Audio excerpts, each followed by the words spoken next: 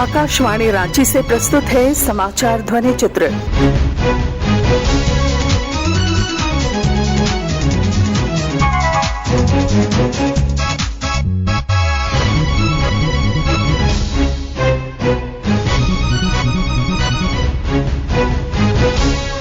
इस अंक में टॉयकथॉन 2021, कोविड टीकाकरण अभियान और मंत्रिमंडल की बैठक। झारखंड समेत पूरे देश में 18 वर्ष से अधिक आयु के सभी लोगों के लिए सरकारी केंद्रों पर निःशुल्क टीकाकरण अभियान चलाया जा रहा है। सभी श्रोताओं से अपील है कि कोविड रोधी टीका जरूर लगवाएं। कोरोना महामारी के प्रति कोई लापरवाही न बरतें। जब तक आवश्यक न हो घर से बाहर न निकलें और 3 आसान उपायों का पालन करें। कोविड-19 से बचाव और सुरक्षित रहने के 3 उपाय। मास्क लगाएं, 2 गज दूरी है जरूरी, सुरक्षित दूरी रखें, हाथ और मुंह साफ रखें।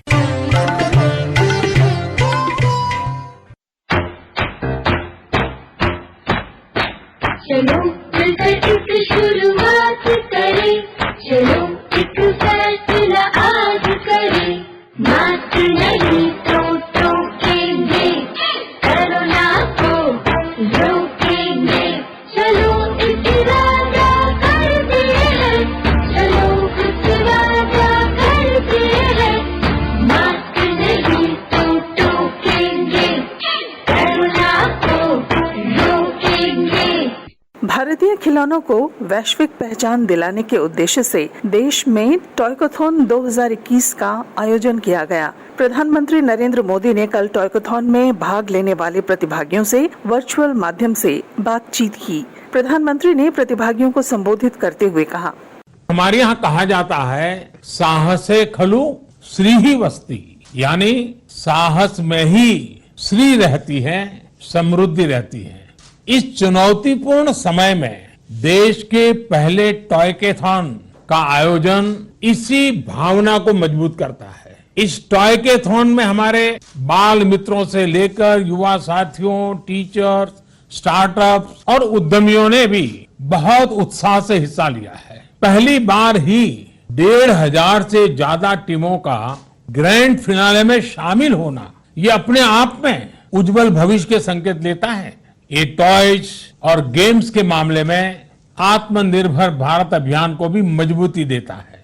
इसमें कुछ साथियों के बहुत अच्छे आइडियाज भी उभर करके आगे आए हैं। बीते 5-6 वर्षों में हैकाथॉन को देश की समस्याओं के समाधान का एक बड़ा प्लेटफॉर्म बनाया गया है। इसके पीछे की सोच है देश के सामर्थ्य को संगठित करना, उसे एक माध्यम देना। कोशिश ये है कि देश की चुनौतियां और समाधान से हमारे नौजवान का सीधा कनेक्ट हो। जब ये कनेक्ट मजबूत होता है तो हमारी युवा शक्ति की प्रतिभा भी सामने आती है और देश को बेहतर समाधान भी मिलते हैं। देश के पहले टॉयकेथॉन का मकसद भी यही है। मैंने खिलौनों और डिजिटल गेमिंग की दुनिया में आत्मनिर्भरता और लोकल सॉल्यूशंस के लिए युवा साथियों से अपील की थी। उसका एक पॉजिटिव रिस्पांस देश में देखने को मिल रहा है। ये टॉयज, ये गेम्स हमारी मानसिक शक्ति, हमारी क्रिएटिविटी और हमारी अर्थव्यवस्था पर ऐसे अनेक पहलुओं को प्रभावित करते हैं। इसलिए इन विषयों की बात भी उतनी ही आवश्यक है। बच्चे की पहली पाठशाला अगर परिवार होता है तो पहली किताब और पहला दोस्त ये खिलौने ही होते हैं। समाज के साथ बच्चे का पहला संवाद इन्हीं खिलौनों के माध्यम से होता है। इसी तरह ये टॉयज, ये बोर्ड गेम्स धीरे धीरे उसकी स्कूल लाइफ का भी एक अहम हिस्सा बन जाते हैं, सीखने और सिखाने का माध्यम बन जाते हैं। इसके अलावा खिलौनों से जुड़ा एक और बहुत बड़ा पक्ष है जिसे हर एक को जानने की जरूरत है। ये है टॉयज और गेमिंग की दुनिया की अर्थव्यवस्था, टॉयकोनॉमी। आज हम जब बात कर रहे हैं तो ग्लोबल टॉय मार्केट करीब 100 बिलियन डॉलर का है। इसमें भारत की हिस्सेदारी सिर्फ $1.5 बिलियन के आसपास ही है, सिर्फ 1.5 बिलियन। आज हम अपनी आवश्यकता के भी लगभग 80% खिलौने विदेशों से आयात करते हैं। यानी इन पर देश का करोड़ों रुपये बाहर जा रहा है। इस स्थिति को बदलना बहुत जरूरी है और ये सिर्फ आंकड़ों की ही बात नहीं है, बल्कि ये सेक्टर देश के उस वर्ग तक, उस हिस्से तक विकास पहुंचाने में सामर्थ्य रखता है जहां इसकी अभी सबसे ज्यादा जरूरत है। खेल से जुड़ा जो हमारा कुटीर उद्योग है, जो हमारी कला है, जो हमारे कारीगर हैं, वो गांव, गरीब, दलित, आदिवासी समाज में बड़ी संख्या में है। हमारे ये साथी बहुत सीमित संसाधनों में हमारी परंपरा, हमारी संस्कृति को अपनी बेहतरीन कला से निखार कर अपने खिलौनों में ढालते रहे हैं। खिलौनों से जुड़े सेक्टर के विकास से ऐसी महिलाओं के साथ ही देश के दूर दराज इलाकों में रहने वाले हमारे आदिवासी और गरीब साथियों को भी बहुत लाभ होगा। झारखंड सरकार ने म्यूकरमाइकोसिस यानी ब्लैक फंगस को महामारी घोषित कर दिया है। मंत्रिमंडलीय सचिव वंदना दादिल ने इसकी जानकारी देते हुए बताया है। महामारी रोग अधिनियम 1897 तथा झारखंड महामारी रोग कोविड-19 विनियमन 2020 के आलोक में झारखंड महामारी रोग म्यूकरमाइकोसिस विनियमन 2021 की स्वीकृति प्रदान करने के संबंध में, यानी कि सरल शब्दों में म्यूकरमाइकोसिस को महामारी एपिडेमिक घोषित किया गया और उसके लिए जो भी रेगुलेशंस हैं उसको स्वीकृति दी गई।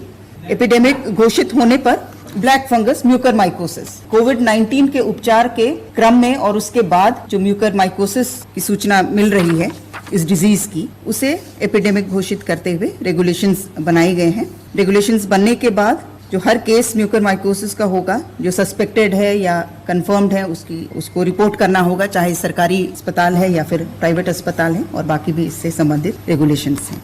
इस बीच राज्य सरकार द्वारा कोविड टीकाकरण अभियान के तहत ग्रामीण क्षेत्रों में जागरूकता अभियान चलाया जा रहा है। इसके तहत ग्रामीण क्षेत्र में लोगों को टीकाकरण के प्रति व्याप्त आशंकाओं को दूर करते हुए टीका लगाने के लिए प्रेरित किया जा रहा है।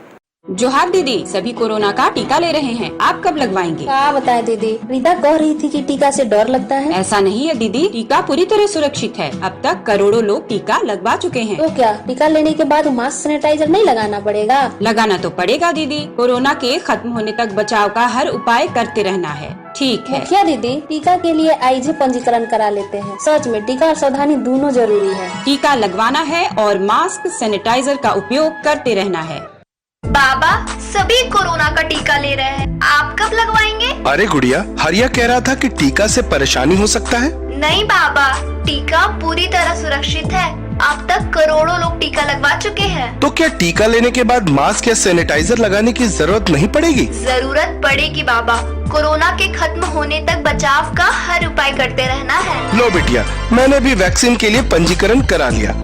अरे कैसी है सहिया दीदी? ठीक हूँ। और बताओ अंजलि भाभी? सोच रही हूँ कोविड का टीका लगवा ही लूँ। नहीं भाभी, गर्भवती एवं स्तनपान करा रही महिलाओं को फिलहाल कोविड का टीका लेने से मना ही है। ऐसी महिलाओं के लिए यह कितना सुरक्षित है, इस बारे में अनुसंधान अभी चल रही है। गर्भवती एवं बच्चों को अपना दूध पिला रही महिलाओं के लिए पूर्ण रूप से इसे सुरक्षित घोषित कर दी जाएगी, तब आप भी ले सकती हैं भाभी। सरकार बहुत सतर्कता बरतती है न दीदी?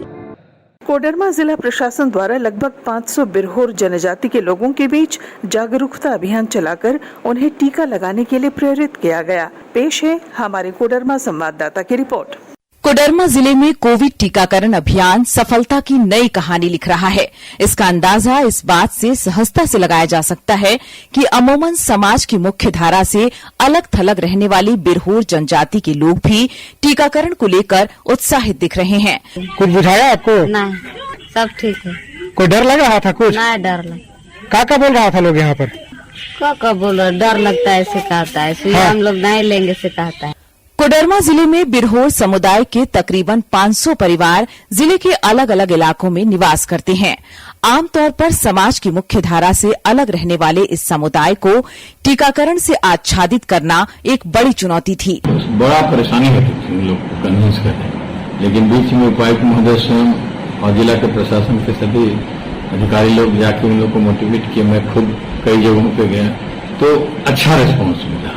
टीकाकरण को लेकर समाज में फैली भ्रांतियों और अफवाहों को दूर करने की दिशा में जिला प्रशासन के अधिकारियों के अलावा जनप्रतिनिधियों ने भी अपनी भागीदारी इसे लेकर के जो मुझे लगा कि लोगों में उत्साह और भ्रांति क्षेत्र में एक साथ देखने को मिल रही है। तो जो लोग उत्साहित हैं, जो लोग जागरूक हैं, वो वैक्सीनेशन प्रोग्राम में बढ़ चढ़ के पार्टिसिपेट कर रहे हैं, लेकिन जिनके मन में अभी भी टीकाकरण को लेकर के गलत धारणा बैठी हुई है, उनसे हम सीधा संवाद कर रहे हैं और खास करके माताओं बहनों को जागरूक करने का प्रयास कर रहे हैं।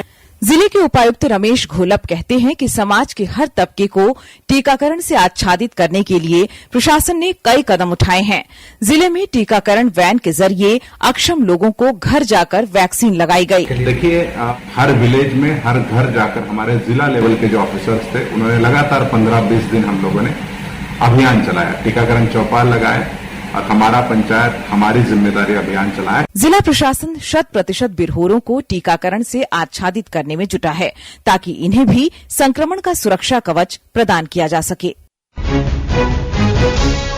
झारखंड मंत्रिमंडल की पिछले दिनों हुई बैठक में जनहित से जुड़े कुल 15 प्रस्तावों को मंजूरी दी गई। मंत्रिमंडल द्वारा स्वीकृत प्रस्तावों की जानकारी देते हुए मंत्रिमंडलीय सचिव वंदना दादेल ने बताया, अंगीभूत महाविद्यालयों में स्वीकृत पदों के विरुद्ध जो रिक्तियां हैं, उस पर घंटी आधारित संविदा पर नियुक्त शिक्षकों के पैनल की अवधि विस्तार 30/9/2021 तक दिए जाने के प्रस्ताव पर स्वीकृति दी गई। दूसरा प्रस्ताव गृह कारा एवं आपदा प्रबंधन विभाग का है, जिसमें आप सभी जानते हैं कि भारतीय सेना के सेवानिवृत्त सिपाहियों जेसीओ पदाधिकारियों की सेवा अनुबंध पर प्राप्त कर स्पेशल ऑक्सिलरी पुलिस का गठन किया गया है 2008 से, लेकिन अनुबंध के आधार पर कार्यरत इन स्पेशल ऑक्सिलरी पुलिस फोर्स के कर्मी के मृत्यु होने की स्थिति में उसके आश्रित को अनुकंपा के आधार पर नियुक्ति नहीं मिल पा रही है, क्योंकि इस प्रकार का प्रावधान नहीं रखा गया। तो इसे संशोधित करते हुए प्रस्तावित किया गया कि कर्तव्य पालन के क्रम में उग्रवादी हिंसा में मृत्यु की परिस्थिति में राज्य के पुलिस कर्मियों के आश्रितों को जो अनुग्रह अनुदान देय है, वह मृत एसएपी सैप कर्मी के आश्रित को मिलेगा। साथ ही साथ उनके आश्रितों में से एक सुयोग्य आश्रित को अनुकंपा के आधार पर आरक्षी चतुर्थ वर्गीय पद पर सरकारी नौकरी अनुमान्य होगी। उग्रवादी नक्सली हिंसा में जो पुलिस कर्मियों को देय है और जो इनको अभी तक प्रावधान नहीं था, ये प्रावधान एक्सटेंड किया गया। अगले दो प्रस्ताव राजस्व निबंधन एवं भूमि सुधार विभाग से थे, जिसमें रांची जिला अंतर्गत नगड़ी अंचल के मुड़मा मौजा में 2.05 एकड़ भूमि, जिसमें कुल देय राशि 4,04,94,778 रुपए की अदायगी पर एनटीपीसी को कार्यालय भवन निर्माण हेतु सशुल्क स्थायी भू हस्तांतरण के प्रस्ताव पर स्वीकृति दी गई। अगला प्रस्ताव भी राजस्व निबंधन एवं भूमि सुधार विभाग का है, जिसमें रांची जिला अंतर्गत नगरी अंचल के मुड़मा मौजा में 1.03 एकड़ भूमि 2,03,46,197 रुपए मात्र की अदायगी पर भारतीय राष्ट्रीय राजमार्ग प्राधिकरण NHAI के क्षेत्रीय कार्यालय परिसर निर्माण हेतु सशुल्क स्थायी भू हस्तांतरण के प्रस्ताव पर मंत्रिपरिषद द्वारा स्वीकृति दी गई। 8वां प्रस्ताव स्वास्थ्य चिकित्सा शिक्षा एवं परिवार कल्याण विभाग का है। इसके अंतर्गत मार्च 2022 तक सेवानिवृत्त होने वाले झारखंड स्वास्थ्य सेवा के शैक्षणिक एवं गैर शैक्षणिक चिकित्सकों के सेवा विस्तार मार्च के प्रस्ताव को स्वीकृति दी गई। इसके अंतर्गत जो मई 2021 से सितंबर 2021 तक सेवानिवृत्त हो रहे हैं, उन चिकित्सकों की सेवा एक बार के लिए आगामी मार्च 2022 तक विस्तारित किया गया तथा अक्टूबर 2021 से मार्च 2022 तक जो सेवानिवृत्त होंगे, उन चिकित्सकों की सेवानिवृत्ति की तिथि से 6 माह की अवधि तक विस्तारित किए जाने के प्रस्ताव को स्वीकृति दी गई। इसके साथ ही आकाशवाणी रांची से समाचार ध्वनि चित्र का आज का संस्करण समाप्त हुआ। हर शनिवार को ये कार्यक्रम रात्रि 7:45 बजे समाचार एकांश द्वारा प्रस्तुत किया जाता है। संपादक अब्दुल हमीद, प्रस्तुतकर्ता अरविंद कुमार और प्रवक्ता पूनम किरकेट्टा।